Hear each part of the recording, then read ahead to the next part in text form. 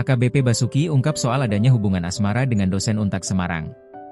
Setelah menjadi saksi kunci terkait kasus kematian dosen Universitas 17 Agustus 1945, Untak, Semarang, DLL, 35, yang tubuhnya ditemukan di sebuah kamar hotel di kawasan Gajah Mungkur, Kota Semarang, Jawa Tengah, pada Senin, 17 November 2025, lalu, AKBP Basuki, 56, akhirnya buka suara.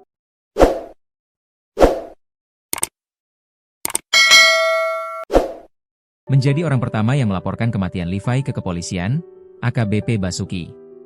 Pada Minggu, 16 November 2025, pengakuan pertama yang disampaikan oleh Basuki yaitu bersama dengan DLL sejak sehari sebelum korban tewas.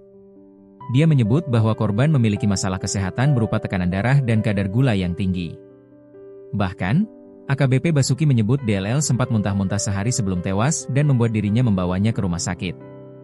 "Saya antar ke rumah sakit dulu. Terakhir saya lihat, dia masih pakai kaos biru kuning dan celana training," ujar Basuki kepada wartawan setelah diperiksa Propam Polda Jateng, Rabu, 19 November 2025, dikutip dari Tribun Jateng. Lalu, pengakuan selanjutnya yakni Basuki mengaku terkejut ketika mendapati DLL tergeletak tanpa busana keesokan harinya dengan kondisi mengeluarkan darah dari hidung dan mulutnya. Dia menyimpulkan kondisi DLL itu dipicu reaksi tubuhnya menjelang tewas.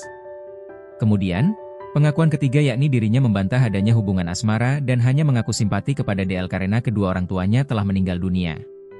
Terakhir, simpati Basuki kepada DLL membuat dirinya membiayai kuliah S3 korban.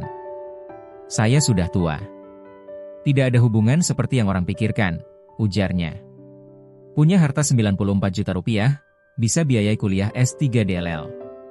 Di sisi lain, AKBP Basuki hanya memiliki harta sebesar 94 juta rupiah dengan mengacu dari laporan harta kekayaan penyelenggara negara, LHKPN, miliknya untuk periodik 2024. Bahkan, dirinya hanya memiliki satu kendaraan berupa sepeda motor senilai 14 juta rupiah serta aset berupa kas dan setara kas sebesar 80 juta rupiah.